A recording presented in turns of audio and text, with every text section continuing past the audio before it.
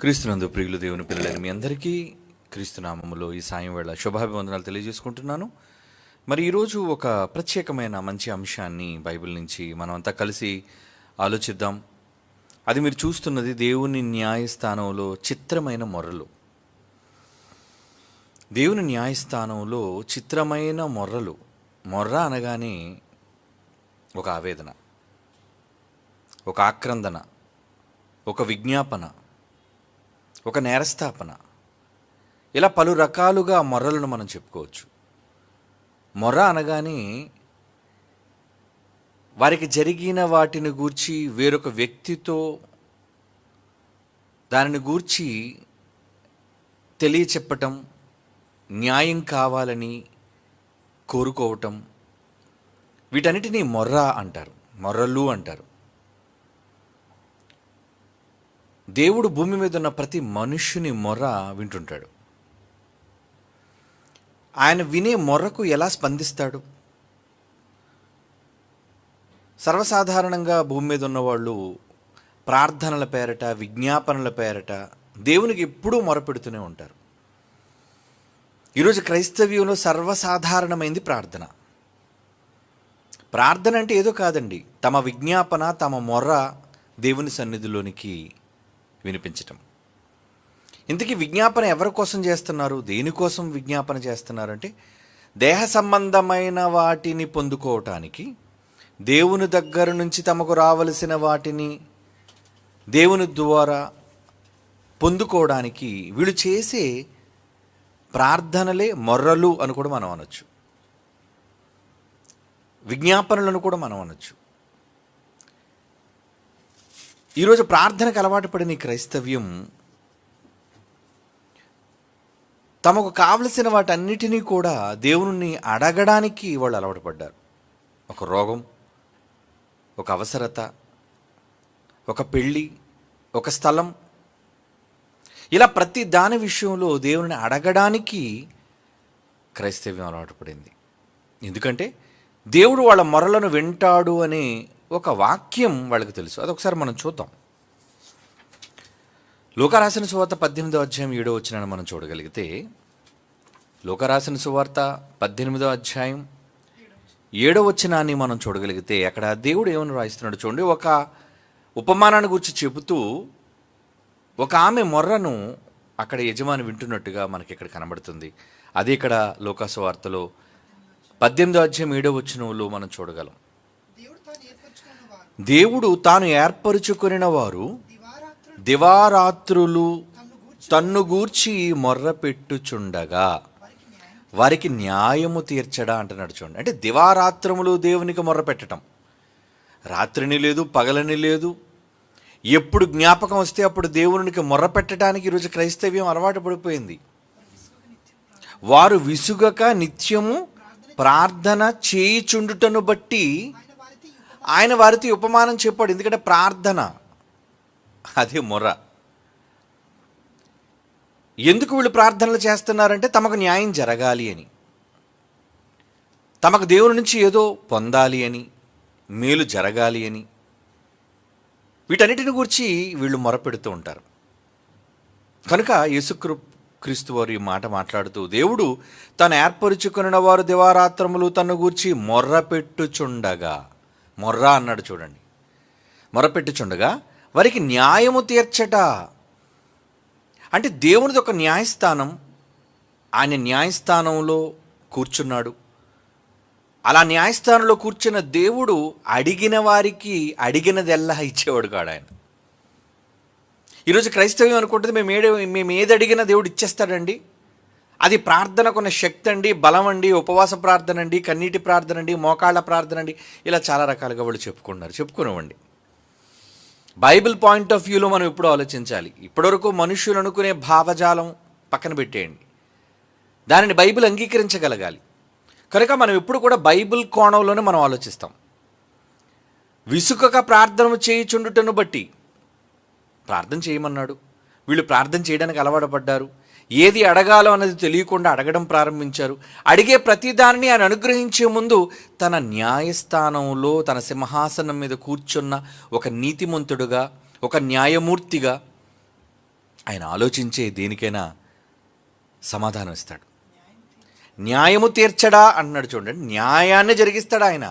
నువ్వు అడిగావు కాబట్టి నీకు న్యాయంగా అనిపించేది వేరొకరికి అన్యాయంగా అనిపించేది దేవుడు నీ పట్ల చేస్తాడు అనుకుంటే పొరపాటు. కోపంతో ఎదుటి వ్యక్తిని మనం వారిని గూర్చి తప్పుగా మాట్లాడుతుంటాం. ఎందుకంటే మన వరకు వాళ్ళకి మన నష్టం కలగటం అనేది మనం కోరుకుంటుంటాం. ఎందుకంటే వాళ్ళు మనకు నష్టం కలిగించారు అనే ఒక బాధ. ఏమండి, మన కోణం నుంచి ఆలోచిస్తే మనకి అన్యాయం జరిగింది కాబట్టి వాళ్ళకు కూడా అన్యాయం జరగాలని మనం కోరుకుంటున్నామని మనం సమర్థించుకుంటాం. ఇక వాళ్ళ కోణం నుంచి ఆలోచిస్తే వాళ్ళు ఏ కోణంలో మీరు నాకు అన్యాయం చేశారు, నేను అన్యాయం చేయకుండానే మీరు నన్ను అంటున్నారు అనే వాళ్ళ కోణంలో వాళ్ళకి అది న్యాయంగా ఉంటుంది. కనుక ఎవరి పక్క వాళ్ళకి అది సమ్మతంగానే ఉంటుంది. ఇంతకీ ఇద్దరిలో ఎవరిది రైటు? ఒక న్యాయస్థానం కావాలి, ఒక న్యాయమూర్తి కావాలి, ఒక న్యాయాన్ని జరిగించాలి. సొలొమోను జ్ఞానవంతుడు ఎందుకు అయ్యాడు అంటే ఆయన తీర్పులు చాలా గొప్పవిగా నిలబడిపోయాయి. అందుకే ఆయన ఒక ప్రఖ్యాతమైన తీర్పు ఆయన ఇచ్చాడు. ఇద్దరు తల్లులు ఒక బిడ్డ కోసం కొట్టుకొని వచ్చారు. నాకు కావాలంటే నాకు కావాలి అన్నారు. ఆ రోజు DNA టెస్టులు లేవు, ఆ రోజు పరీక్ష చేయడానికి రక్త పరీక్షలు లేవు. అలాంటి కాలంలో, క్రీస్తు పూర్వం ఉన్న కాలంలో ఎలా ఈ తల్లులకు న్యాయం చేయాలి, అసలైన తల్లికి బిడ్డని ఎలా అప్పగించాలి అని ఆలోచించినప్పుడు తన మేధాశక్తితో ఆయన ఆలోచించి ఒక చక్కటి తీర్పు ఇచ్చాడు. ఏమంటే, సరే ఇద్దరు కొట్టుకుంటున్నారు కదా, అక్కడున్న ఒక భటుని పిలిచాడు, బిడ్డను 2 ముక్కలుగా నరికి ఇచ్చేయమన్నాడు చెరొకరికి. అలా నరికి ఇచ్చేయమని చెప్పటంలో కపటమైన తల్లి సంతోషించింది. పోలే దీని బిడ్డ పోయింది, నా బిడ్డ కూడా నా బిడ్డ ఎలాగా పోయింది, దాని బిడ్డ కూడా పోతేనే నాకు కావాలి అనే దురాలోచన దానికి ఉంది కాబట్టి అది సమ్మతించింది. కానీ అసలు సిసలైన తల్లి దానికి సమ్మతించలేదు. అంటే ఆ రాజు న్యాయమైన తీర్పును చేశాడు న్యాయస్థానంలో. ఎవరు అసలు సిసలైన కన్న తల్లి అనేది ఒక చిన్న పరీక్ష ద్వారా ఆయన తెలుసుకున్నాడు ఆ కాలంలో. అది ఆయన గొప్ప మేధస్సు, దేవుడిచ్చిన దైవజ్ఞానం అని మనం అనుకోవచ్చు. కనుక దేవుని జ్ఞానం వల్ల అతను చేశాడు అది. ఒక మనిషి అంత చక్కటి న్యాయాన్ని తీర్చగలుగుతున్నప్పుడు భూమి మీద మనుషులందరికీ మూలం, ఆధారం ఆయన దేవుడు. న్యాయం తీర్చడా? తీరుస్తాడు. కనుక దేవుని న్యాయస్థానంలోనికి చాలా మొర్రలు, విజ్ఞాపనలు, ప్రార్థనలు, కంప్లైంట్స్ వచ్చేస్తుంటాయి. ఏది నిజమైన కంప్లైంట్, ఎవరిది నిజమైన కంప్లైంట్, ఎవరి దానిలో న్యాయం ఉంది, ఇవన్నీ దేవుడు పరీక్షించకుండానే సమాధానం ఇస్తాడు అనుకుంటున్నారా? అన్నిటిని గూర్చి ఆయన ఆలోచిస్తాడు. ఆలోచించి మాత్రమే ఆయన జవాబు ఇస్తాడు. ఎవరికి న్యాయం చేయాలి, ఎవరికి అన్యాయం జరిగించాలి అనేది వారి యొక్క పరిస్థితులను బట్టి న్యాయమూర్తిగా దేవుడు తెలుసుకొని వారికి తగిన తీర్పులు ఆయన తీరుస్తూ ఉంటాడు. ఏమండి, కీర్తన గ్రంథం 145వ కీర్తన 145వ కీర్తనలోని 18వ వచనం చూడండి ప్రియులారా. కీర్తనల గ్రంథం 145వ కీర్తన 18. యెహోవా తన మార్గములన్నిటినీ నీతి గలవాడు, తన మార్గములలో అన్యాయపు తీర్పు తీర్చేవాడు కాడు. పక్షపాత బుద్ధి ఆయనకు లేదు. తన క్రియలన్నిటిలోనూ కృపచూపువాడు, తనకు మొర్రపెట్టువారు అందరికీ, తనకు నిజముగా మొర్రపెట్టువారందరికీ యెహోవా సమీపముగా ఉన్నాడు అంటున్నాడు చూడండి. అంటే మొర్ర పెట్టడంలో కూడా నిజంగా మొర్ర పెట్టడం ఉంది, అబద్ధంగా మొర్ర పెట్టడం ఉంది. నిజముగా అనే పదం ఎందుకు పదప్రయోగం చేశాడు ఆయన అంటే, నిజముగా బాధతో అడిగేవాళ్ళు కొంతమంది ఉంటారు. ఎదుట వాళ్ళని కపటంతో వాళ్ళ యొక్క నాశనాన్ని, పతనాన్ని చూడాలి అని వేషధారంతో అడిగేవాళ్ళు కూడా ఉంటారు. కనుక ఏది అసలైనది, వీటిని గురించి దేవుడు తెలుసుకుంటాడు. ఎందుకంటే మనసు పరీక్షించేవాడు కదా ఆయన. కనుక దానిని బట్టి న్యాయమైన తీర్పు ఆయన తీరుస్తాడు అనేది ఇక్కడ చెప్తున్నాడు. అందుకే మరలా చదువుతాం. తనకు మొర్రపెట్టువారు అందరికీ, తనకు నిజముగా మొర్రపెట్టువారందరికీ యెహోవా సమీపముగా ఉన్నాడు. అంటే ఎవరైతే నిజంగా యెహోవా దగ్గర నుంచి న్యాయాన్ని కోరుకుంటారో వాళ్ళకి చాలా దగ్గరగా ఉంటాడటండి. అదే కదా ఈ మాట. తన యందు భయభక్తులు గల వారి కోరికను ఆయన నెరవేర్చును. నీ విజ్ఞాపనలో, నీ ప్రార్థనలో, ఏమండి, నీ మొర్ర ఆయన అడగటంలో న్యాయం ఉంటే ఖచ్చితంగా న్యాయం తీరుస్తాడు. వారి మొరను ఆలకించి వారిని రక్షించును. కయ్యను చంపేశారండి, హెబెల్ని. తొలి ఆది దంపతులకు పుట్టిన 2 కుమారుల్లో అన్న తమ్ముడిని చంపాడు. అప్పుడు ఒక కంప్లైంట్ వెళ్ళింది దేవుని దగ్గరికి. కంప్లైంట్దారులు ఎవరు? కంప్లైంట్దారులు హెబెలు రక్తమా? ఇక్కడ చాలా జాగ్రత్తగా మీరు ఆలోచించాలి. కంప్లైంట్ ఇచ్చినది, దేవునికి మొర్ర పెట్టింది హెబెలు మొర్ర పెట్టాడా, ఆయన రక్తం మొర్ర పెట్టినట్లుగా బైబిల్లో ఉందో ఇప్పుడు మీరు చూడాలి. ఆదికాండం 4వ అధ్యాయం 10వ వచనం. ఆదికాండం 4వ అధ్యాయం 10వ వచనం. అందుకు దేవుడు, నీ తమ్ముని రక్తము యొక్క స్వరం అంటున్నాడు. నీ తమ్ముని యొక్క స్వరం అనలేదు. అలాగని పోను అప్పటికి హెబెలు లేడంటారా? హెబెలు ఆత్మగా లేడా? ఎందుకు లేడు? ప్యారడైస్లోకి వెళ్ళాడు తొలి మానవుడు, రిబ్బన్ కటింగ్ ఎంట్రీ, మొట్టమొదటిసారిగా పరదేశంలోకి ప్రవేశించిన తొలి మానవుడు అని చెప్పుకోవచ్చు. ఏమండి, అలాంటి పరదేశులో ఉన్న వ్యక్తి ఆయన మొర పెడుతున్నాడా? నో, హెబెలు మొర కాదు ఇది. మరి ఎవరు మొర? నీ తమ్ముని రక్తము యొక్క స్వరము నేలలో నుంచి నాకు మొర్ర పెడుతుంది. నేల ఎక్కడుంది?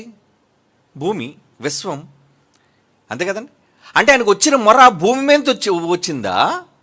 ఆయనకు వచ్చిన ఈ మొర, ఆయనకు వచ్చిన ఈ ప్రార్థన, ప్రేయర్, ఆయనకి న్యాయం కోసం అభ్యర్థన భూమి మీద ఉన్న నేల నుంచి వచ్చిందా, మూడో ఆకాశం ఉన్న పరదేశం నుంచి వచ్చిందా? ఏమండి, మూడో ఆకాశం నుంచి పరదేశం నుంచి రాలేదు. ఎందుకంటే అక్కడికే వెళ్ళిపోయాడు ఆయన.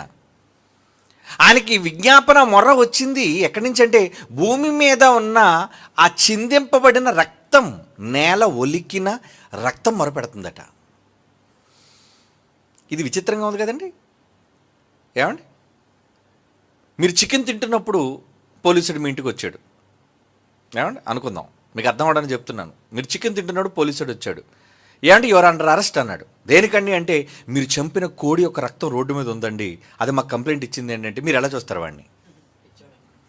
అసలు నిజంగా పోలీసువేనా, లేదంటే ఏమైనా మెంటల్ హాస్పిటల్ నుంచి వచ్చావా? ఈరోజున్న సమాజం అలాగే చూస్తుంది. ఎలా చూస్తుందంటే, రక్తం చెప్పడం ఏంటి? నేను తింటున్న చికెన్, కోడి, దాని పేక కోసాడు ఎవడో, మరి కోసే లైవ్ మాంసాన్ని నాకు ఇచ్చాడు, నేను ఇంటికి తెచ్చి వండుకొని తిన్నాను.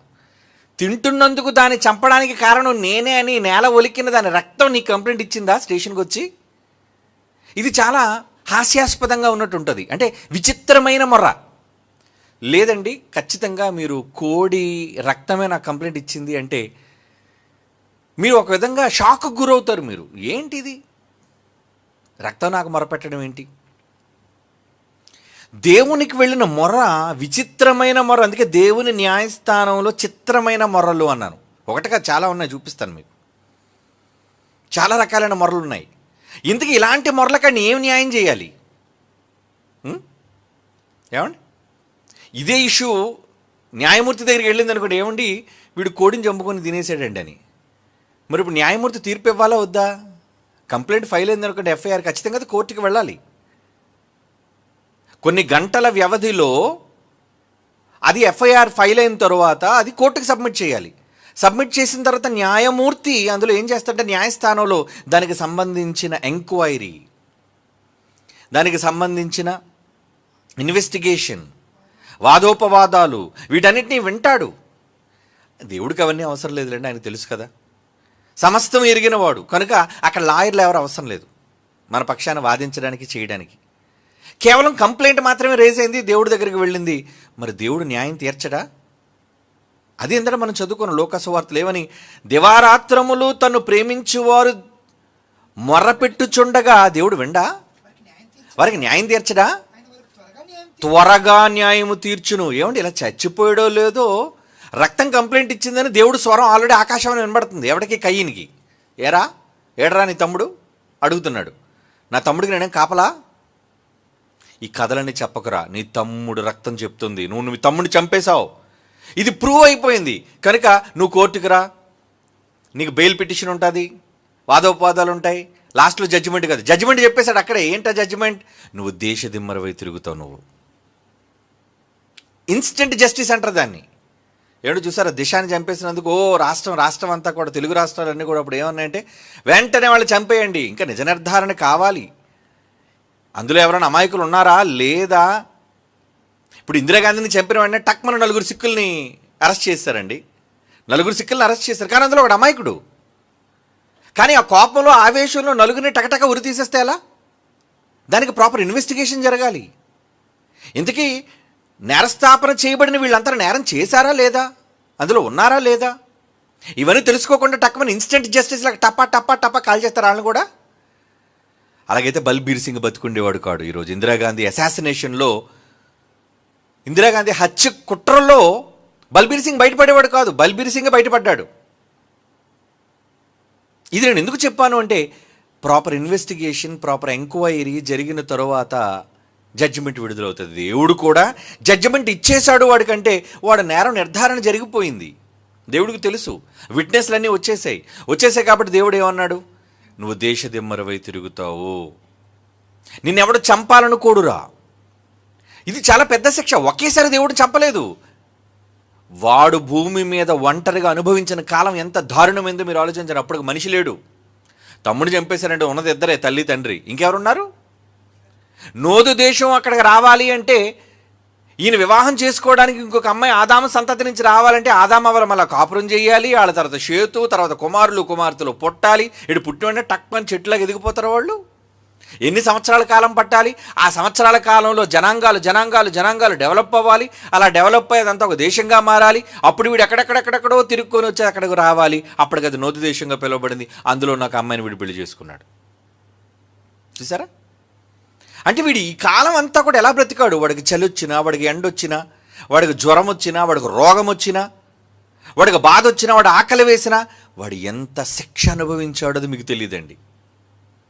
దేవుడిచ్చిన ఇన్స్టెంట్ జస్టిస్, న్యాయస్థానం, దేవుని న్యాయస్థానంలో విచిత్రమైన మొర్ర ఆయనకు వచ్చింది, విచిత్రమైన తీర్పు ఇచ్చేశాడు. నిన్ను చూసినవాడు ఎవడు చంపడరా అని అన్నాడు అంతే. ఎందుకంటే నువ్వు చావకూడదు. నిన్ను చూసినవాడు ఇలాంటివాడిని చంపడం ఎందుకు, అనవసరం. ఎందుకంటే ఇప్పటికే వీడు చచ్చాడు. వాడి మొహంలో ముద్ర వేశాడు దేవుడు. ఏమని? ఇలాంటి వాడిని ఎవడు చంపడానికి వీలు లేదు. ఒక గుర్తు వేశాడు. కనుక దేవుని న్యాయస్థానానికి వచ్చిన మొరలన్నిటిని గూర్చి తప్పనిసరిగా ఆలోచన చేస్తాడు. ఒక మనిషి కంప్లైంట్ ఇవ్వడం వేరు, ఏమండి? అప్పుడప్పుడు కోర్టుకి కొన్ని విచిత్రమైన కేసులు వస్తుంటాయండి. అప్పటి వరకు రాని కేసులు అవన్నీ. ఎలాంటి కేసులు తెలుసా అండి? మీకు చెప్తాను. ఇప్పుడు రీసెంట్గా జరిగింది కదా ఒకటి. ఎలాంటి కేసు అది? అమ్మాయిని రేప్ చేశారని కేసులు వెళుతుంటాయి, అబ్బాయిని రేప్ చేశారని కేసులు వెళుతుంటాయి. ఏమండి? ఒక స్పెషల్ కేసు ఫైల్ అయింది. ఏంటంటే ఒక ఆవును రేప్ చేసి చంపేశారు. ఇది ఎలా ఉంటుంది కోర్టులో? విచిత్రమే కదండి. మనిషి మీద కంప్లైంట్ ఫైల్ అవ్వటం వేరు, ఒక జంతువుని దారుణంగా. ఎందుకంటే మరి దేశంలో ఆవు, ఏమండి, దాని ఒక పవిత్ర జంతువుగా చూస్తారు, దాన్ని ఆరాధిస్తారు. అలాంటప్పుడు దాన్ని దారుణంగా ఈ 10 మంది మగాళ్ళు దాన్ని చెరిచి దాన్ని చంపడం, దాని ప్రాణం తీయటం, అసలు గోవదే నిషేధం. అలాంటిది రేప్ చేసి చంపడం అంటే వదులుతారు ఊరకనే దాన్ని? ఇది విచిత్రమైన కేసు. ఏమండి? ఆ కేసు ఫైల్ అయినందుకు వచ్చిన నేరస్తులు ఎలా చూస్తారు? ఏరా ఎంత దౌర్భాగ్యులేంటి, ఎంత నీచులేంట్రా మీరు, మానవ సమాజంలో చెడు పుట్టారా మీరంతా? ఒక జంతువుని, ఆవును పవిత్రమైన మేము నమ్ముకునే ఒక జంతువునా మీరు? దాని మానాన్ని తీసి దాన్ని చంపారు మీరు. ఇది విచిత్రమైన కేసులు అంటారు వీటిని. కనుక దేవునికి మొరలు చాలా వెళుతుంటాయి. అందరూ కంప్లైంట్లు, ప్రార్థనలు, యాచనలు, విజ్ఞాపనలు ఇవి వెళుతూనే ఉంటాయి. కానీ అందులో కొన్ని స్పెషల్ కేసెస్ అనేవి ఉంటాయి. అందుకే చిత్రమైన మొరలు అన్నాను. అన్ని విజ్ఞాపనలు అన్నిటిలా ఉండవు, ప్రత్యేకత సంతరించుకుంటాయి. కనుక అలాంటప్పుడు వాటిని గురించి దేవుడు న్యాయం తీర్చడా? ఖచ్చితంగా దేవుడు న్యాయం తీరుస్తాడు. ఖచ్చితంగా న్యాయం తీరుస్తాడండి. ఎలాంటి న్యాయాన్ని ఆయన తీరుస్తాడు? ఏమండి? ఓకే, ఇంకొక ఇన్సిడెంట్ మీకు చెప్తాను. అంటే ఎలాంటి మొర్ర దేవుని దగ్గరికి వెళుతుంది అంటే, మనుషులు మాత్రమే కాదు, నోరు లేని పదార్థం కూడా దేవునికి విజ్ఞాపన చేస్తుంది, దేవునికి మొర్ర పెడుతుంది అనేది మనకు అర్థమైంది. ఇప్పుడు ఇంకొక మొర్ర మీకు వినబడతాను. అంటే దేవుని దృష్టికి ఎలాంటి విచిత్రమైన కేసు వెళ్ళిందో, ఆ న్యాయస్థానానికి ఎలాంటిది వెళ్ళిందో బైబిల్ నుంచి మనం చూద్దాం. యాకోబు పత్రిక 5వ అధ్యాయం 4వ వచనం చూడండి. యాకోబు పత్రిక 5వ అధ్యాయం 4వ వచనం అండి.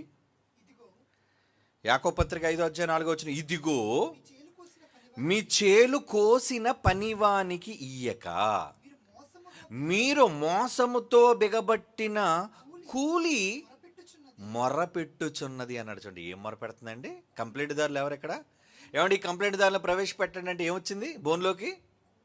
కూలియా? కూలి అంటే జీతం. ఒక కూలివాడు, ఒక రోజు కూలివాడికి ఒక రోజు పని చేసినందుకు 500 రూపాయలు అనుకోండి సుమారుగా. ఒక మేస్త్రికి అయితే 800, 900, 1000 రూపాయల వరకు ఉన్నాయి. ఒక 500 రూపాయలు కూలికి పనిచేసిన వ్యక్తి, ఏమండి, ఆయన రాలేదట. ఎవరు వచ్చారట? దేవునికి ఒక విజ్ఞాపన, దేవునికి ఒక మొర్ర, ఒక విచిత్రమైన మొర్ర వచ్చిందట. ఏంటంటే కూలి మొర్ర పెడుతుందట, జీతం మొర్ర పెడుతుందట. జీతం మొర్ర పెట్టడం అంటే డబ్బు. జీతం మొర్ర పెడుతుందట. ఏమైనా మొర్ర పెట్టిందట దేవునికి? చదవండి, ఇదిగో మీ చేలు కోసిన పని వారికి. ఏమండి, ఒక ఎకరం పొలం ఉందనుకోండి, దానికి మనం పంట వేసాం, అది పండించాం, దాన్ని ఇంచుమించు కోత కోయడానికి, ఏమండి, కుప్పను ఉరచడానికి, వీటన్నిటికీ కూడా ఒక 10 మంది పనులు పెట్టుకున్నాం. ఆ 10 మంది పనులకి ఒక్కొక్కరికి ఎన్ని రోజులైతే అన్ని రోజులు, రోజుకు 1000, రోజుకు 500 రూపాయలు చొప్పున మనం ఒడంబడిక చేసుకున్నాం. కానీ ఆ 10 మందికి మనం డబ్బులు ఇవ్వలేదు. లేదా 500 ఇవ్వవలసింది 200 ఇచ్చి ఇంకా 300 బకాయి పెట్టేసాం అనుకోండి. మీ చేలు కోసిన పని వారికి ఇయ్యక మీరు మోసముగా బిగబట్టిన కూలి, మీరు మోసంతో బిగబట్టేసి వీడికి ఇవ్వకూడదు. ఎందుకంటే వీడికి ఎందుకు ఇవ్వాలి? ఏమండి, కష్టానికి జీతం ఇవ్వాలిగా, వాడు పడిన కష్టానికి ఇవ్వాలిగా. దేవుడు కూడా ఎవరి కష్టాన్ని ఉంచుకోడండి. ఇప్పుడు మీలో చాలామందికి ఎందుకు పని చేసినందుకు బహుమతులు ఎందుకు ఇచ్చాము? ఏమండి, కష్టపడ్డారుగా, పని చేశారుగా. మేము ఇవ్వకపోయినా దేవుడు మీకు జీతం ఇస్తాడు. కానీ ప్రేమ కొద్దీ మేము పిలిచిన వెంటనే వచ్చారుగా, కుటుంబాలతో వచ్చారుగా, పని చేశారుగా, సర్లేండి వాళ్ళకి ఇద్దాం, మంచివి, వాళ్ళకు ఉపయోగపడేవి. అంటే పని చేసిన దానికి తగిన కష్టాన్ని ఇవ్వాలి అని ఒక మనిషి అనుకుంటున్నప్పుడు అది న్యాయం. ఇక్కడ అన్యాయం గావించబడిన మనిషి రాలేదండి కంప్లైంట్ దారుడుగా. దేవుడి దగ్గర కంప్లైంట్ ఎలాగెళ్ళింది? కూలి ఇవ్వకపోతే కూలోడు పోలీస్ స్టేషన్కి వెళ్ళి, అయ్యా నా యజమాని, నా మేస్త్రి నాకు ఇవ్వలేదయ్యా అని అడగాలి. కానీ వాడు అడగలేదు. వాడు అడగకపోయినా ఇక్కడ విచిత్రం ఏంటంటే, కూలోడు పట్టించుకోకపోయినా, కూలివాడి కంప్లైంట్ రేస్ చేయకపోయినా, వాడు మోసంగా బిగబట్టిన కూలి దాచేశాడే ఇవ్వకుండా. అది దేవునికి మొర్ర పెడుతుందటండి. మీ కోతవారి కేకలు సైన్యములకు అధిపతి యెహోవా యొక్క చెవులలో చొచ్చి ఉన్నవి. అంటే అన్యాయం చేసి వాళ్ళతో దొంగ సంతకాలు పెట్టించుకొని, చాలామంది ఏం చేస్తారంటే అండి, పల్లె వారికి సరిగ్గా చదువు లేదని తెలిసి దొంగ లెక్కలు రాస్తుంటారు. నెలకంతా పద్దు కదరా, రారా వేలుముద్ర పెట్టు, సంతకం పెట్టి అంటాడు. కానీ అక్కడ అంకెలు తేడా చేస్తుంటారు, లెక్కలు తేడా చేస్తుంటారు. వాడు లెక్క పెట్టుకోవడం రాదు, పల్లెటూరు వాడు కదా అని మోసం చేస్తుంటారు. ప్రతి వ్యాపారంలో మోసం ఉంటుంది కదండి. ఎక్కడ మోసం జరిగిన మోసం గావించబడిన వాడికి తెలియకపోయినా, వాడు గ్రహించలేకపోయినా, పోలీసు వాళ్ళు పట్టుకోలేకపోయినా ఏది మొరపెడుతున్నాడు దేవునికి? నువ్వు ఏదైతే అన్యాయం చేసినో, బిగబట్టేశావో, నువ్వు నొక్కేశావో, నువ్వు దాచేశావో, వాడికి ఇవ్వకుండా నువ్వు ఉంచేసుకున్నావో, అది దేవునికి మొర్ర పెడుతుందటండి. ఇది ఎంత విచిత్రంగా ఉంది. మరి ఇప్పుడు ఏం చేస్తాడు? ఊరుకోడు. అన్యాయం చేసిన కయ్యీనుని విడిచిపెట్టలేదు. తొలిమానవుడు భూమి మీద మరొక మనిషి పట్ల అన్యాయంగా ప్రవర్తించిన ఏ ఒక్కరినైనా దేవుడు విడిచిపెట్టడు. దానికి తగిన శిక్ష అటు భూమి మీద పడుతుంది, అలాగే చచ్చాక పాతాళంలో కూడా పడుతుంది. ఎందుకంటే దేవుడు విధించే శిక్ష అది. కారణం మొర్ర వెళ్ళిపోయింది, ఆల్రెడీ కంప్లైంట్ రైజ్ అయిపోయింది. సహజంగా పోలీస్ స్టేషన్ నుంచి ఎప్పుడైనా ఎందుకు వస్తారంటే, కంప్లైంట్ ఫైల్ అయితేనే వస్తారు. కంప్లైంట్ ఫైల్ అవ్వకపోతే ఎవరేం చేస్తారండి? పట్టించుకోరు. కంప్లైంట్ ఫైల్ అవ్వనంతవరకు ఎవరు పట్టించుకోరు. కానీ ఇక్కడ కంప్లైంట్ ఫైల్ చేసే వ్యక్తి లేకపోయినా పదార్థం చెప్పటం వలన, కూలి బిగబట్టిన కూలి దేవుడికి మొర్ర పెట్టడం వలన దానికి నోరేంటి? దానికి నోరుంటుందా? ఏమంటే దానికి నోరుంటుందా? ఎందుకు ఉండదు? జాన్సన్ గారు పాట కట్టారు, పదార్థానికి ఏముంటాయంటే అన్ని శక్తులు ఉంటాయి. వినికిడి, చూపు, మాట అన్నీ ఉన్నాయి. అన్ని శక్తులు పదార్థానికి ఉన్నాయి. కానీ దేవుడు లాక్ చేశాడు అంతే, వాటి స్వరం వినబడదు. పదార్థానికి అన్ని శక్తులు ఉన్నాయి, కానీ వినబడకుండా దేవుడు దాచిపెట్టాడంతే. కనుక అది మాట్లాడలేకపోతుంది కాబట్టి మోగదన మోసం చేస్తావా? గుడ్డిదన మోసం చేస్తా. చాలామంది గుడ్డి వాళ్ళని మోసం చేస్తుంటారు, ఎందుకంటే వీడు సరిగ్గా చూడలేడులే అని తప్పుడు లెక్కలు రాస్తుంటారు. ఏమండి, మోగవాడు సరిగ్గా అడగలేడులే అని చెప్పి మోసం చేస్తుంటారు. ఇలా చాలా మోసాలు జరుగుతుంటాడు భూమి మీద. దేవుడు కూడా ఇలా మోసం గావించబడిన వారి విషయాలలో వారి కూలి మొర్ర పెట్టడం వల్ల ఏం చేస్తాడు? ద్వితీయోపదేశకాండం 15వ అధ్యాయం 9వ వచనం. ద్వితీయోపదేశకాండం 15వ అధ్యాయం 9వ వచనం. బీదవాడైన నీ సహోదరుని ఎడల కటాక్షము చూపక. ఎలాంటి మొరలు వెళ్తున్నాయి చూడండి. ఏమండి, బీదవాడైన నీ సహోదరుని ఎడల కటాక్షము చూపక, నీవు వానికి ఏమి ఇయ్యకపోయిన ఎడల వాడొకవేళ నిన్ను గూర్చి యెహోవాకు మొర్ర పెట్టును, అది నీకు పాపమగును. ఏంటంటే దేనికి పాపం లిస్టులో వేస్తాడు? బీదవాడైన నీ సహోదరుని ఎడల నువ్వు కటాక్షము చూపలేదు. వాడు అవసరతలో ఉన్నాడు, నువ్వు ఇవ్వలేదు. ఏమండి, అవసరతలో ఉన్నది ఇవ్వలేదు. చాలామంది దేవుని పనికి అవసరత ఉంటుండగా ఆయన పనికి ఇవ్వకుండా తమ స్వప్రయోజనాల కోసం వాడుకునే వాళ్ళు ఉంటారండి. వాళ్ళ దగ్గర డబ్బులు ఉంటాయి, కానీ సెమినార్కి రూపాయి తీయరు. తెలుసా మీకు? వాళ్ళ ఇంట్లో అవసరతలు తీర్చుకుంటుంటారు, కానీ అక్కడ చలితో వచ్చేవాళ్ళు, అవసరతలతో వచ్చేవాళ్ళు, భోజనం కోసం ఏంటో ఉదయం లిస్ట్ చదివారు చూసారు, ఎన్ని కళాశాలలు, ఎన్ని ప్రాంతాల నుంచి నిజంగా వాళ్ళు అందించిన సహకారం. ఒక కళాశాల 10,000, ఒక కళాశాల 25,000, ఒక కళాశాల 5,000. ఎందుకు చేస్తున్నారు? మీలో చాలామంది చేశారు, వెరీ గుడ్. కష్టపడ్డారు, వెరీ గుడ్. అంటే ప్రతి ఒక్కరూ చేయవలసిన బాధ్యత, భారం అందరి మీద ఉందో పంచుకోవాలి. ఎందుకంటే కటాక్షం చూపాలిగా. మనుషుల పట్లే కటాక్షము చూపవలసిన వారమై ఉన్నప్పుడు దేవుని పని అనేసరి కటాక్షం చూపవా? దేవుడు పని అనేసరికి ఎందుకు చూపు? దేవుని పని అనేసరికి ఎందుకు చూపవు? చూపించాలి.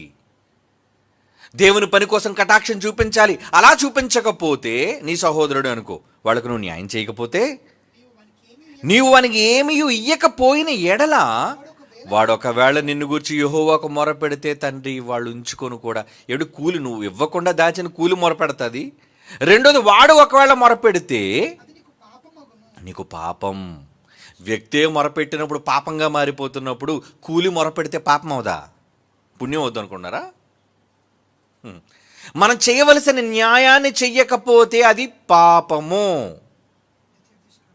మనము చెయ్యవలసిన న్యాయాన్ని చెయ్యకపోతే అది పాపం. మర్చిపోకండి, న్యాయం జరిగించినప్పుడే మీరు న్యాయవంతులు. న్యాయానికి సమ్మతించకపోతే మీరు అన్యాయం చేసిన వాళ్ళు, అది మీకు పాపంగా పరిగణిస్తుంది అంటున్నాడు. చూడు, ద్వితీయోపదేశకాండం 24వ అధ్యాయం 14-15 వచనాలు. ద్వితీయోపదేశకాండం 24వ అధ్యాయం 14-15 వచనాలు.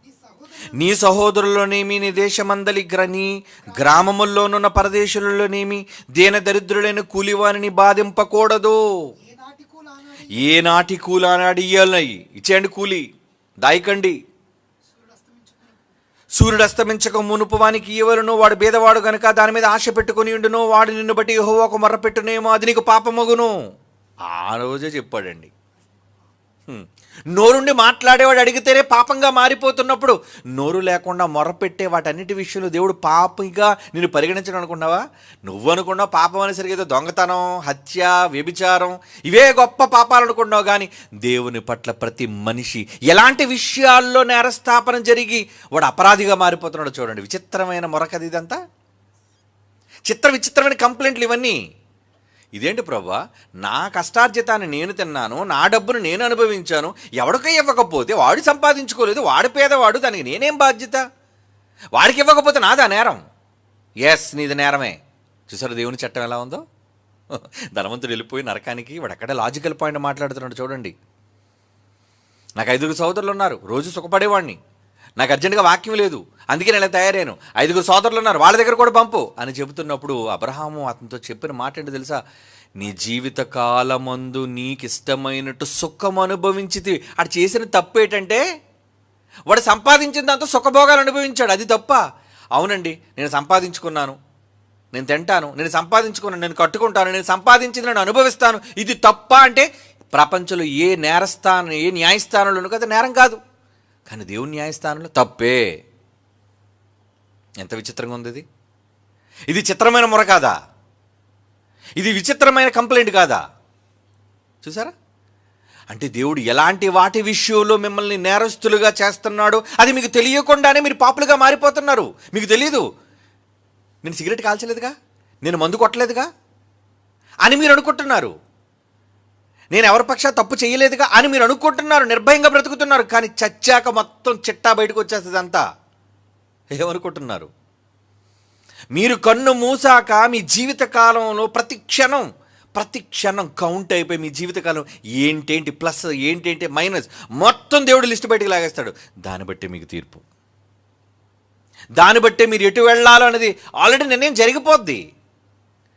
మనం అనుకుంటాం మనుషులుగా మనకు తెలిసినవి కొన్నే కదండి, అబ్బాబ్బా మహానుభావులండి, గొప్పవాళ్ళండి, ఉన్నతులండి మనం అనుకుంటాం. కానీ వాళ్ళ వెనకాతలు చాలా ఉంటాయి. సో దాన్ని బట్టైనా దేవుడు తీర్పు తీరుస్తాడా? దాన్ని బట్టైనా ఏమైనా చేస్తాడా? చెయ్యొచ్చు. కాబట్టి ఈ విషయాలన్నింటిని గురించి మనం ఆలోచించడం మనకి ఏమర్థం అవుతుంది? ఒక మనిషి మొర్రను దేవుడు ఆలకిస్తున్నాడు, ఒక ప్రకృతిలోని ఒక పదార్థం మొర్రను దేవుడు ఆలకిస్తున్నాడు, రక్తం మొరను ఆలకిస్తున్నాడు, కూలి యొక్క మొరను ఆలకిస్తున్నాడు. ఇవన్నీ కంప్లైంట్లుగా దేవుడు మీ మీద నేరారోపణ చేస్తున్నాడు. మీరు నేరస్తులే. ఏమండి? ఇంకొక విచిత్రమైన కంప్లైంట్ హబక్కూకు గ్రంథం 2:11 చూడండి. కంప్లైంట్ ఎక్కడి నుంచి వెళ్ళిందో దేవునికి, ఆయన న్యాయస్థానంలో మొర్ర ఎక్కడి నుంచి వెళ్ళిందో చూడండి. హబక్కూకు గ్రంథం 2:11 గోడలలోని రాళ్ళు మొరపెట్టుచున్నవి, దూలములు వాటికి ప్రత్యుత్తరం ఇచ్చుచున్నవి. ఏమండి? గోడలలోని రాళ్ళు ఏం చేస్తున్నాయట? మొరపెడుతున్నాయి. ఎవరికి మొరపెడుతున్నాయి? మాట్లాడుకోవట్లేదు అవి. ఏంటి బాగున్నావా, భోంచేసావా, పరామర్శలు కాదు ఇక్కడ. నువ్వున్న ఇంటిలోని గోడ మాట్లాడుతుంది. ఎవరితో? నీతో కాదు బిడ్డ, నిన్ను పుట్టించిన తండ్రితో మాట్లాడుతుంది. ఈ దరిద్రుడు రోజు ఊరి మీద తిరిగి వచ్చి పడుకుంటున్నాడు ప్రభువా, ఏ రోజు పని చేయట్లేదు ప్రభువా, మంచం మీద పడుకున్నాడు కానీ కనీసం లైవ్ చూద్దామనే జ్ఞానం కూడా విడగలేదు ప్రభువా. పడిపోమంటావా? ఆగు, అప్పుడే పడిపోక టైం ఉంది, ఇంకా వాడిని విడిచిపెట్టను నేను. ఆ మొబైల్ పట్టుకొని 24 గంటలు చూస్తున్నా. చూసావు ప్రభువా, దీనికి ఏమైనా భయం ఉందా? దూరం మొరపెడుతుంది. నీ నెత్తి మీద ఉన్నది ఐరన్, అది మొరపెడుతుంది దేవునికి. నీ చుట్టూ ప్రకృతి ఉంది, ఈ ప్రకృతి మాట్లాడుతుంది. ఎవరితో? నీకు జన్మనిచ్చిన కన్న తండ్రితో, న్యాయమూర్తితో కంప్లైంట్ రేస్ చేస్తుంది. చూసావా దాని పొగరు, చూసావా వీడి ధీమా, వీడు ఎంత నిర్లక్ష్యంగా ఉన్నాడో చూసావు ప్రభువా. ఏమండి? ప్రేమగా గిఫ్ట్లు కొనిచ్చిన వాళ్ళు కొంతమంది అయితే మాకివ్వరా, ఇదెందుకు మరలా మాకివ్వరా, దాని గొడవ. ఈ మాట విన్నప్పుడు నాకైతే చాలా కోపం వచ్చేసిందండి. ఎందుకు ఇవ్వాలి మీకు అసలు? దేనికి ఇవ్వాలి? ఇచ్చినది క్షేమంగా పుచ్చుకోవడానికి బదులు రాకపోయినా పోన్లేనండి, నేను అనర్హుణ్ణేమో అనర్హురాలినేమో అని అనుకొని సర్దుకుపోకుండా ఎందుకు ఇవ్వలేదు నాకు. ఇది సెకండ్ కంప్లైంట్. ఏమండి? దీన్ని ఏమంటారు? అంటే నీ నైజం ఏంటి, నీ స్వభావం ఏంటి? మరికొంతమంది ఇచ్చారంటే ఇంకా ఖరీదైంది ఇవ్వాలి కదా మనం చేసిన పనికి. ఏమండి? అంటే సరిపోదు, ఇది నువ్వు తిన్నది సరిపోదా, నీకు వచ్చింది చాలదా? అబే ఇదే మూల, నువ్వు మూలకు పోయినంతవరకు ఏ మూల నీకు సరిపోదు. అంటే మనుష్యుల యొక్క విచిత్రమైన మనస్తత్వాలు చూసారా? అనుభవిస్తూ కూడా పోలేదా, అన్నం పెట్టారు కదా, ఏమంటే ఆకలితో అమ్మ అన్నం పెట్టంటే అంత అన్నం పెట్టినప్పుడు ఏం కూరలేదా అని అడిగితే ఎలా ఉంటుంది? ప్లేటుతో కొడతారు నీ మొహం మీద. చేసిన మేలుకు కృతజ్ఞత చూపించు, థ్యాంక్స్ అమ్మ, నిజంగా ఆకలితో మండిపోతున్నాడు, ఆ మజ్జిగన్నమైనా పెట్టావు తల్లి, ఎంత గొప్పదానవు నువ్వు. ఏం చికెన్ ఉండలేదు ఈరోజు, ఏం బిర్యానీ పెట్టచ్చుగా.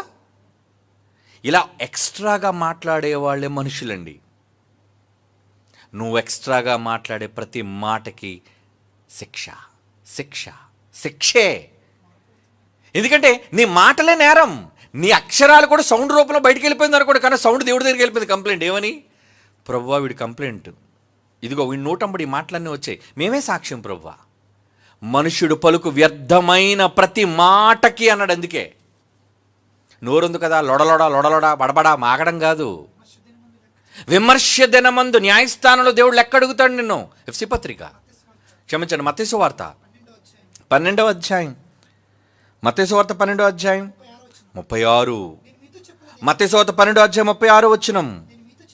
నేను మీతో చెప్పినది ఏమనగా, మనుష్యుల పలుకు వ్యర్థమైన పనికిరాని ప్రతి మాటకు విమర్శ దినం. నువ్వు న్యాయపీఠం ఎదురు నిలబడతావే, అదే చచ్చాక లెక్క చెప్పాలి. లెక్క ఎందుకన్నావు ఈ మాట? ఈ మాట ఎందుకు జారావు నీ నోటంబడ? ప్రభు గాలి మాటేగా, గాలి మాట. అరే గాలి మాట గాలిలోకి పోయిందని నేను గాలిలో కలిపేవాడిని కాదురా. ప్రతి మాట రికార్డెడ్, ప్రతి మాట ఎవిడెన్స్, ప్రతి మాట ప్రూఫ్, ప్రతి మాట విట్నెస్, సాక్ష్యం. కనిపించని పదాలు కూడా విట్నెస్లా? విట్నెస్ అండి.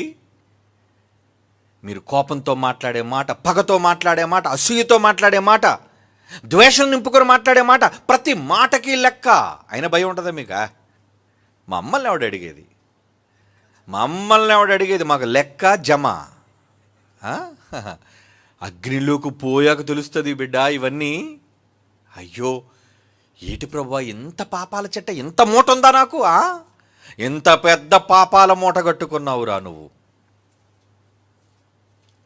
మొర్ర దేవునికి వెళ్ళిపోయింది. విచిత్రమైన మొర్రలు దేవుని సన్నిధికి వెళుతున్నాయి. నీకు తెలియదే వెళ్ళిపోతున్నట్టు. యోబు గ్రంథం 14వ అధ్యాయం 17వ వచనం చూడండి. యోబు గ్రంథం 14వ అధ్యాయం 17వ వచనం. నా అతిక్రమం, యోబు గ్రంథం 14వ అధ్యాయం 17. నా అతిక్రమము సంచిలో ముద్రించబడి ఉన్నది. నేను చేసిన దోషం, పాపం భద్రముగా. ఏంటండి ఎంత భద్రంగా? రికార్డెడ్. భద్రముగా ఉంచావు నువ్వు. నేరాలన్నీ కౌంట్, పాపాలన్నీ కౌంట్, మాటలన్నీ కౌంట్, ఆలోచనలు. ఇంకా మాట నేను మాట్లాడలేదు, లోపల ఆలోచన, దురాలోచనలు అంటారు, అవి కూడా కౌంట్. ఎవరికి తెలీదు, పడుకొని మనం ఆలోచిస్తుంటాం అంతే. దురాలోచనలు కూడా కౌంట్. అందుకే దురాలోచనలు తప్పు, క్షమించి ప్రభు, తప్పుగా ఆలోచించాను నేను. అప్పుడప్పుడు చూడండి, హైందవ సోదరులు ఎందుకు తప్పుగా మాట్లాడితే లెంపలు వేసుకుంటారు. లెంపలు అంటే ఏంటి? తప్పుగా మాట్లాడాను ప్రభు. వాళ్ళు దేవుడిని క్షమాపణ అడుగుతారు. మనకి క్షమాపణ అడగడం ఆ దేవుణ్ణి? అవసరమైతే దేవుడే మనల్ని క్షమాపణ అడగాల. సారీ బిడ్డ, నీకు అపార్థం చేసుకున్నాను నేనని. అంత స్థాయి మంది. ఏమండి?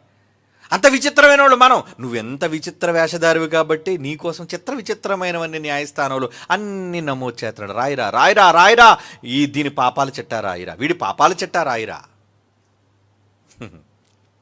దేవుని పిల్లలారా, గోడలలోని రాళ్ళు మొరపెట్టుచున్నవి, దూలములు వాటికి ప్రత్యుత్తరం ఇచ్చుచున్నవి.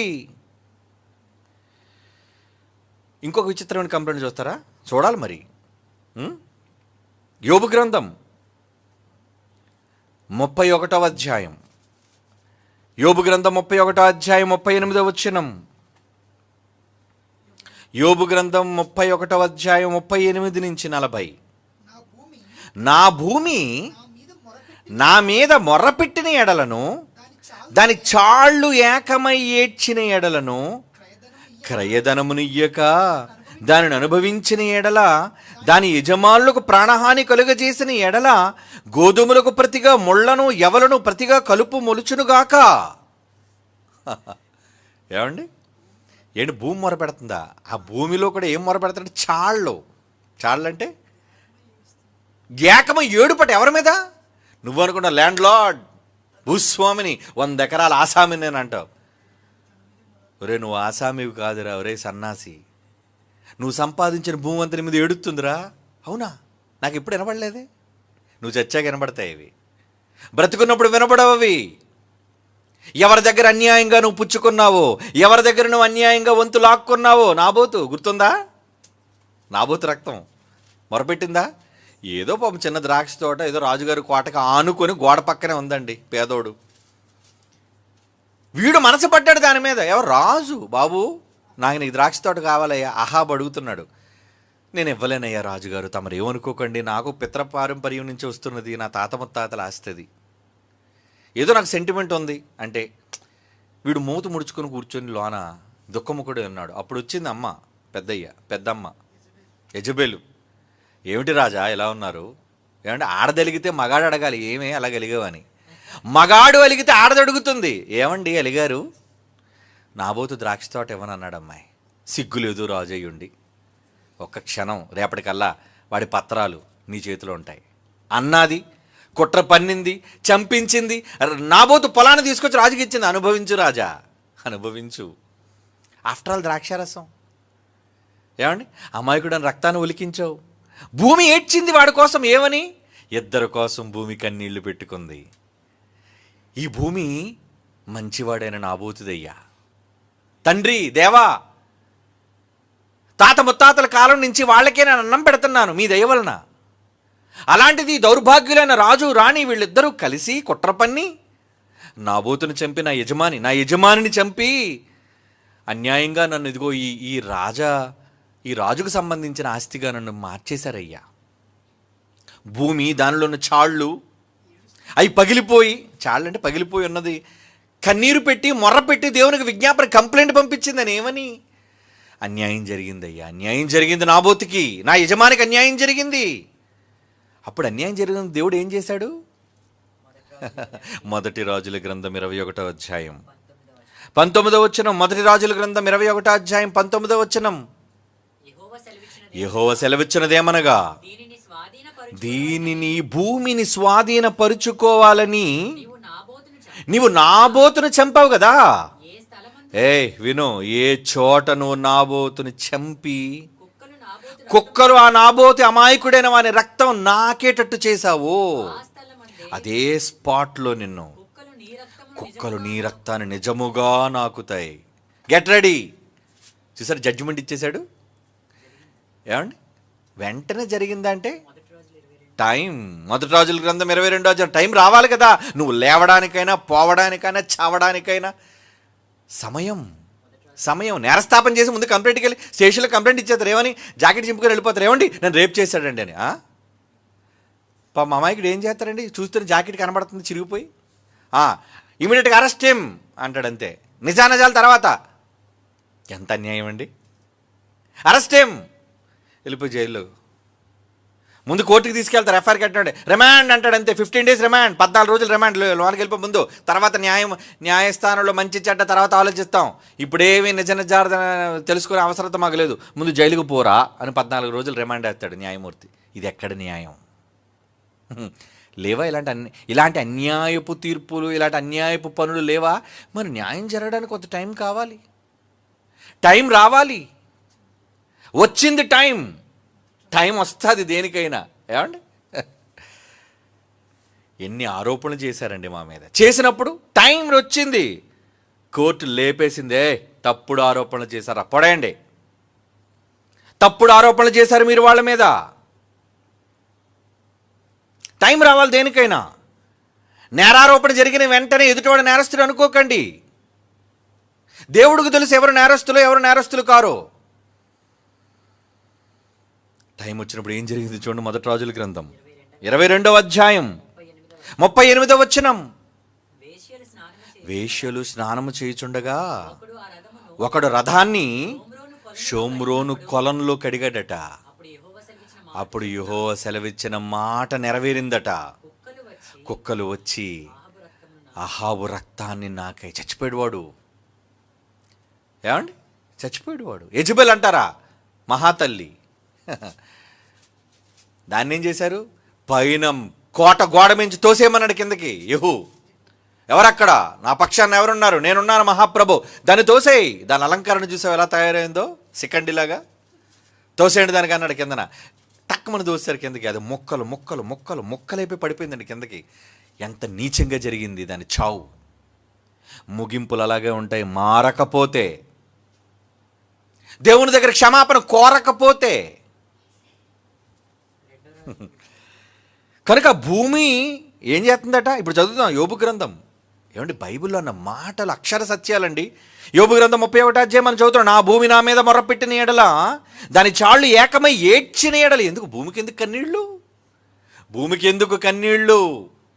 మనిషి చేసిన ద్రోహానికి, మనిషి చేసిన విక్రయానికి, మనిషి చేసిన అన్యాయానికి, వీటన్నిటికీ. అప్పుడప్పుడు చూడండి, అమ్మేసేటప్పుడు తప్పుడు రేటుకి అమ్మేస్తుంటారు. ఏమని? 100 రూపాయలు సరుకు అనుకోండి, 200 అండి అంటాడు. ఈ 100 రూపాయలు ఏడుస్తుంది నీ మీద, తెలుసా?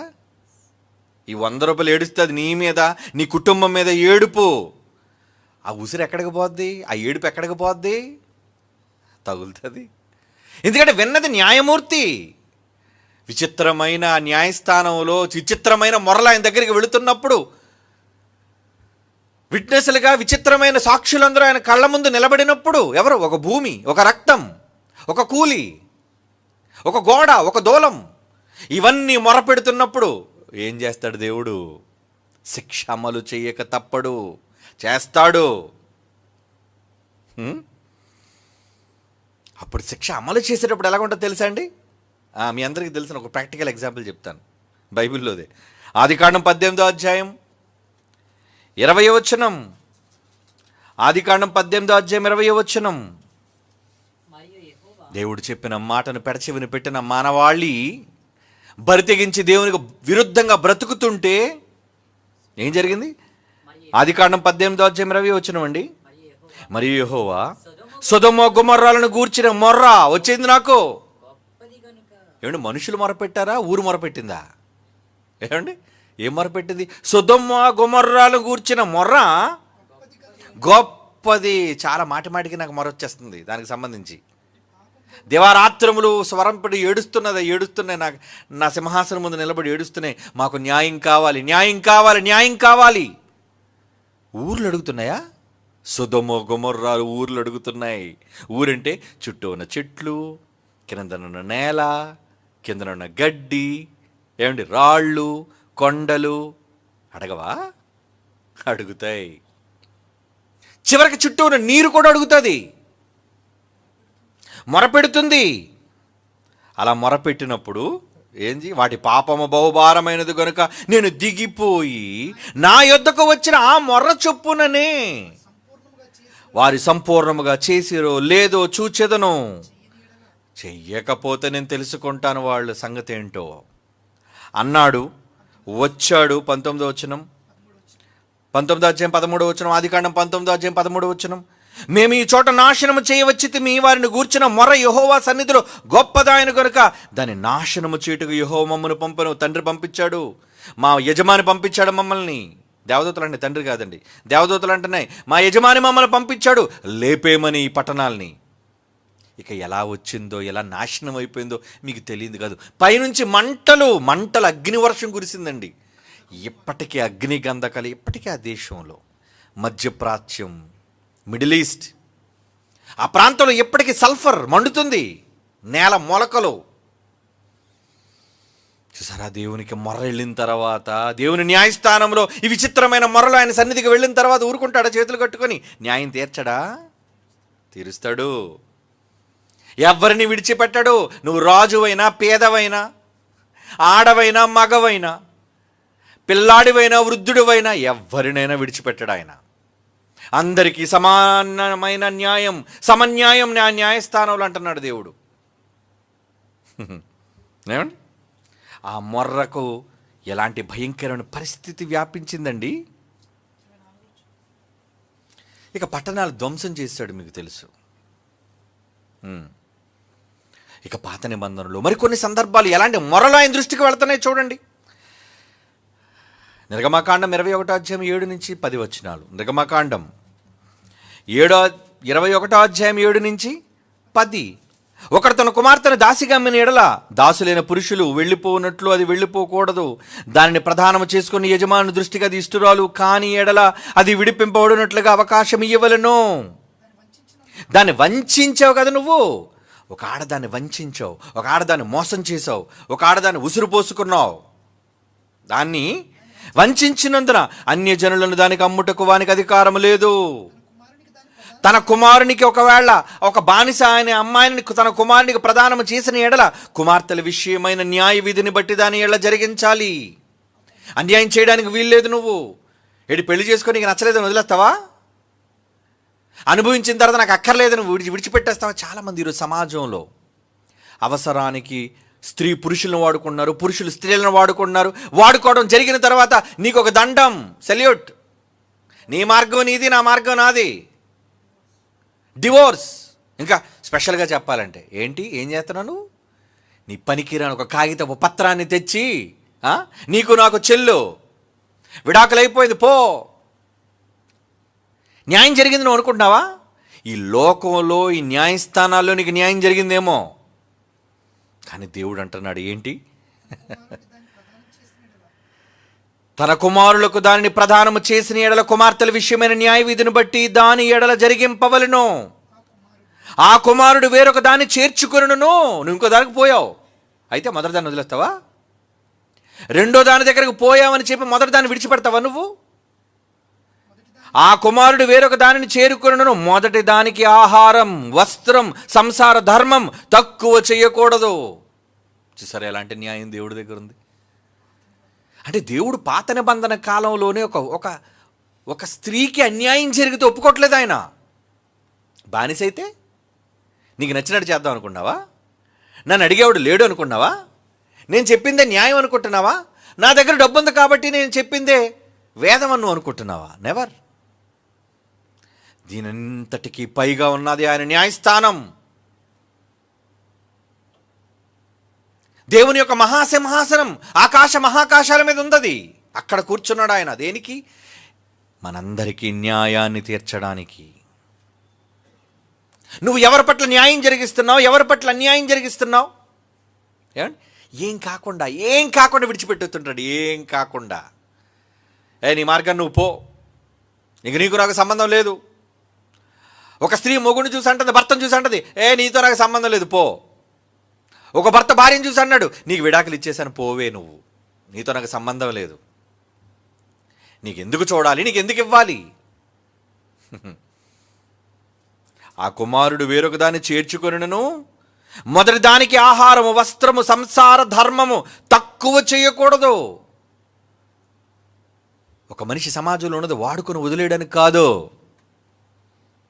దేవుడు ఏర్పరిచిన బంధాన్ని బట్టి నువ్వు చివరి వరకు వాళ్ళ పట్ల చేయవలసిన న్యాయం, ధర్మం జరిగించాలి. అది బైబిల్ చెప్పిన నీతి, నియమం. వదిలేస్తావైనా? అయితే కిందనేమన్నాడు చూడ, మలాకి గ్రంథం 2వ అధ్యాయం 14వ వచనం. నువ్వు ఒకవేళ తెగించి నువ్వు విరుద్ధంగా ఒకవేళ నువ్వు అనుకున్నది చేస్తే, దేవుడు అంటున్నాడు మలాకి గ్రంథం 2వ అధ్యాయం 14వ వచనంలో, యవ్వన కాలమందు నీవు పెండ్లు చేసుకుని అన్యాయముగా విసర్జించిన నీ భార్య పక్షమున యెహోవా సాక్షి అని. ఇంతకీ విట్నెస్ ఎవరట? విట్నెస్ బోన్లోకి ఎవరు వచ్చి నిలబడ్డారు? డైరెక్ట్ న్యాయమూర్తి వచ్చి బోన్లో నిలబడ్డాడట. ఎలా ఉంటుందండి? న్యాయమూర్తి బోన్లో నిలబడితే నీ పక్షానికి నీకు న్యాయం జరుగుతుందా? అంతే నీ పని, నీ బ్రతుకు గల్లంతేక. దేవుడే నీ పక్షాన వచ్చి బోనులో నిలబడి సాక్షి నేనే సాక్ష్యం చెబుతా, నేనే మొర్ర పెడతా, నేనే దానికి సంబంధించిన విట్నెస్ అని అంటున్నాడు. చూడండి, ఈరోజు ఎంతమంది తమ భార్యల పట్ల అన్యాయంగా ప్రవర్తించి విడిచిపెట్టి, భర్తలను విడిచిపెట్టే ఆడవాళ్ళు, భార్యలను విడిచిపెట్టే మగవాళ్ళు, పిల్లల్ని విడిచిపెట్టే తల్లిదండ్రులు కాదనుకునే పిల్లలు, వీళ్ళందరికీ న్యాయాలు లేవని మీరు అనుకుంటారా?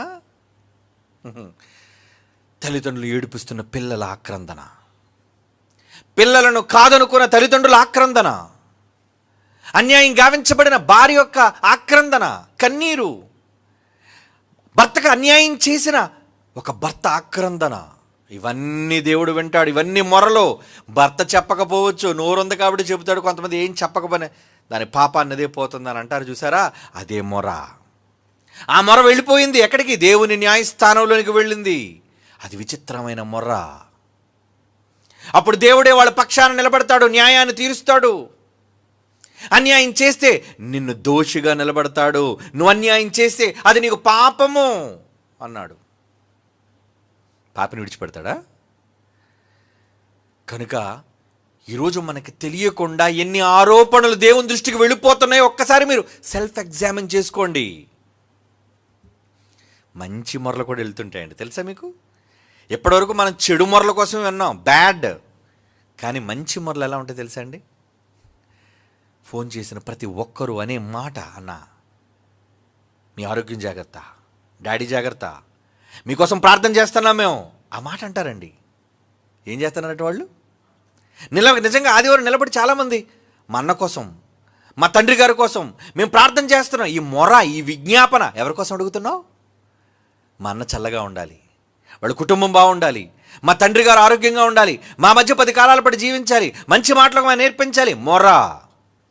ఇలాంటి మంచి మొరలు దేవుడికి వెళుతున్నాయి. వింటాడు వింటాడు.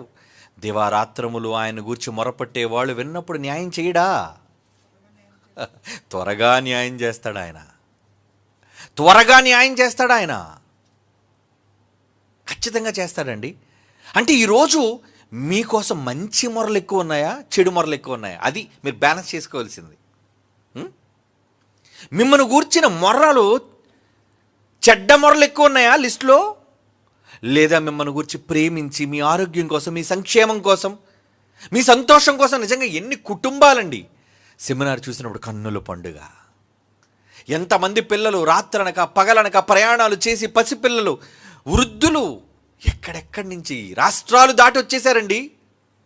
ఎవరి కోసం? ఎవరి కోసం? వాక్యం కోసం, మా కోసం, మా కోసం, మమ్మల్ని చూడటం కోసం, మేము చెప్పే మాటలు వినడం కోసం. మేము చెప్పకపోతే, మమ్మల్ని చూడాలని ఆశ లేకపోతే ఎందుకండి అంత కిక్కిరిసిపోయిన జనం? మీరు చూసారుగా. ఎందుకు రావాలి? ఎందుకు రావాలి? వాళ్ళ మొరలు, వాళ్ళ విజ్ఞాపనలు, వాళ్ళ ప్రార్థనలు. పౌలు అన్నాడు, మా నిమిత్తం మీ అనుదిన ప్రార్థనలు జ్ఞాపకం చేసుకోండి. ఎందుకన్నాడు పౌలు? మమ్మను గూర్చిన మంచి మొర దేవునికి వెళ్ళాలి. మేము చేసే మంచి పనులను గూర్చి మీరంతా ప్రార్థించాలి మా కోసం. అప్పుడు మీ అందరి ప్రార్థనలు, నేను అదే మాట, ఈరోజు మేము క్షేమంగా ఉన్నామంటే మీ అందరి ప్రార్థనలు, మీ అందరి ప్రార్థనలు. కొంతమంది, మరికొంతమంది కన్నీటి ప్రార్థనలు, కొంతమంది ఏడుస్తూ ప్రార్థన చేస్తారండి. ఏడుస్తూ ఎవరి కోసం ప్రార్థన చేస్తున్నారు? ఏడుస్తూ వాడి నాశనం ఎప్పుడు కళ్ళ చూస్తానో అని ప్రార్థన చేసేవాళ్ళు కాదండి. ఎదుటి వాళ్ళ మేలు కోసం, ఎదుటి వాళ్ళ బాగు కోసం కన్నీరు కార్చే ప్రార్థన. అది మొర్ర, అది విజ్ఞాపన. ఒక మనిషి కీడును కోరుకుంటున్నారా మీరు ప్రార్థన చేసి? ఆడెప్పుడు రాలిపోతాడు, ఆడెప్పుడు చచ్చిపోతాడు, ఆడు చావు నా కళ్ళతో చూడాలి. ఇలాంటి ప్రార్థన కూడా వెళ్తుంటాయండి. తండ్రి వాడిని లేపేయి, వాడిని చంపేయి. మా బావ చచ్చిపోయాడు కానీ కొంతమంది, అందరూ కాదులేండి, ఎక్కడో 1% వాళ్ళు ప్రసన్నబాబు చచ్చిపోతే బాగున్నాడు జాన్సన్ బదులు అనుకునే వాళ్ళు కూడా ఉంటారు. కొంతమంది అయితే ఏకంగా ఫోటోలు కూడా వేస్తారండి. బావ ఫోటో బదులు యూట్యూబ్లో నేనే చూసి ఆశ్చర్యపోయాను. అవునా, ఇదే నా ఫోటో వేశారు?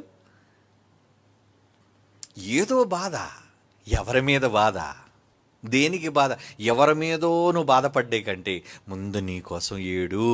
యేసుప్రభు ఏం చెప్పాడు? రే, ఎవరి కోసమో ఏడవటం కాదురా, ముందు మీ నిమిత్తం, మీ పిల్లల నిమిత్తం, మీ కుటుంబాల కోసం ఏడవండి. తల్లి మీకు ఒక దండం, నా కోసం ఏడవకండి. ఎందుకు? చచ్చాక మీ పుట్ట చాలా పెద్దది ఉంది. మీ మీద ఆరోపణలు అబ్బో చాలా ఉన్నాయి. భూమి మొర పెడుతుంది, చెట్లు మొర పెడుతున్నాయి, నీళ్లు మొర పెడుతున్నాయి, రాళ్ళు మొర పెడుతున్నాయి, దూలాలు మొర పెడుతున్నాయి, నువ్వు తిన్న తిండి మొర పెడుతుంది. కడుపులోకి వెళ్ళి అన్నం మెతుకులన్నీ దేవుడిని అరుస్తున్నాయి అనుకోండి. ఈ దరిద్రుడు కడుపులో పడ్డాం ప్రభువా. వీడు బాగా తిరిగి చూసా, ఊరి మీద ఎలా తిరుగుతున్నాడు ప్రభు, చూసావు బీచ్లో తిరుగుతున్నాడు వీడు. అక్కడేమో మీటింగ్ జరుగుతుంటే వీడు బీచ్లో తిరుగుతున్నాడు, చూసావు ప్రభు. రాయి నాన్న రాయి, నీ కడుపులో గట్టిగా తిన్న అన్నం. చాలామంది సెమినార్కి వచ్చి తినేసి బయటకు పోయారండి. ఎక్కడికి వెళ్ళావు? ఎందుకు వచ్చావు? విశాఖపట్నం చూడడానికి వచ్చావా? పిక్నిక్కా? ఇలాంటి దౌర్భాగ్యులు ఉన్నారండి. మొర్ర పెట్టాయి. నువ్వు నేల మీద నడిచిన ఇసుక మొరపెట్టింది, నువ్వు జాలీగా చూసిన సముద్రం మొరపెట్టింది, వెళ్ళిపోయింది మొర. అవునా? నువ్వు గట్టిగా కుంభాలు తిన్న అన్నం, కూర, పప్పు, చారు, నీళ్లు అన్నీ నీ కడుపులోంచి మొరపెట్టాయి. వెళ్ళిపోయి నీకు సంబంధించిన మొరలన్నీ పోయాయి దేవుడి దగ్గరికి. అన్నీ నోట్ చేశాడు దేవుడు. రాయి నాన్న రాయి రాయి రాయి రాయి. వీడికి నేను ప్రతిఫలం ఇవ్వాలిగా. ఎలాంటి మొర్రలు నీకోసం వెళుతున్నాయి? మంచి మొర్రలు వెళుతున్నాయా? నీకోసం ప్రేమతో మొర వెళ్ళాలి, నీకోసం ఏమండి ఆసక్తితో మొర వెళ్ళాలి. మేము ప్రార్థన చేయమని అడగమండి, కానీ వాళ్ళు ప్రేమతో ప్రార్థన చేస్తారు, కన్నీటితో ప్రార్థన చేస్తారు. ఎందుకట?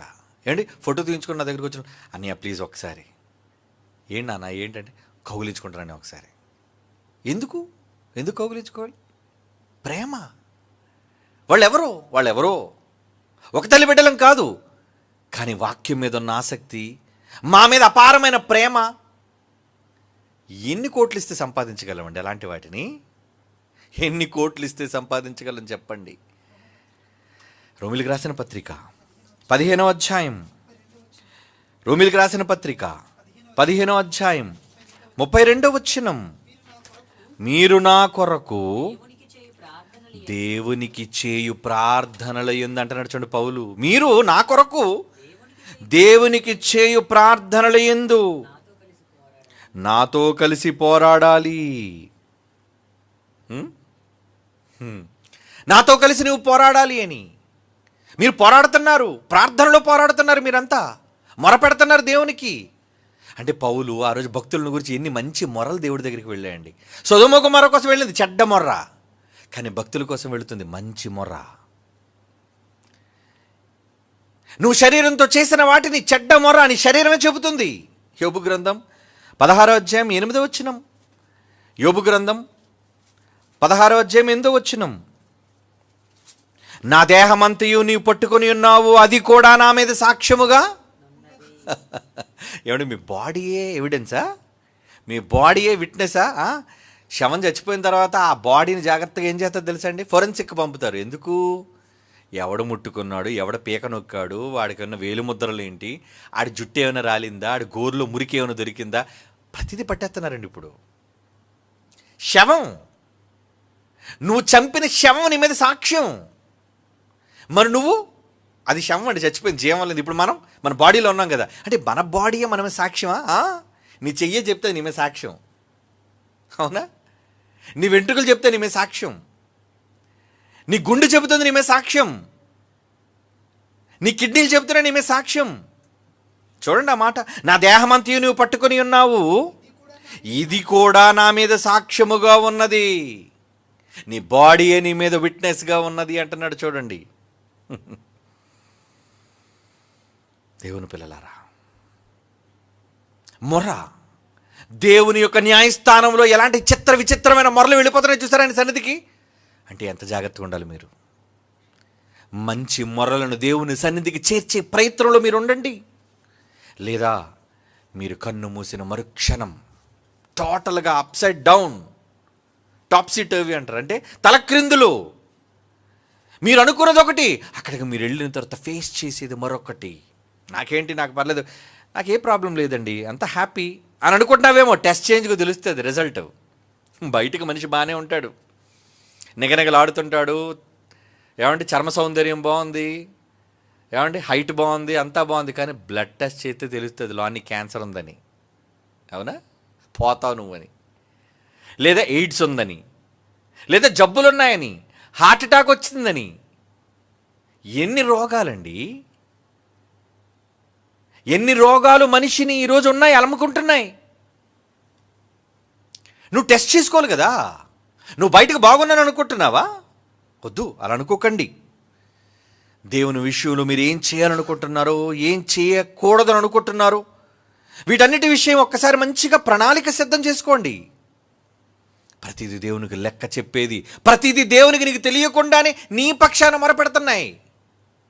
ఏమండి, మీ ఇంట్లో ఉన్న మీకు శత్రువులు లేరు అనుకోండి, ఎలా ఉంటుంది? ఏంటి ఏమండి, మీ మీద కంప్లైంట్ ఇచ్చింది ఎవరో కాదండి, మీ కొడుకే కంప్లైంట్ ఇచ్చాడండి మీ మీద. అంటే నా కొడుకా?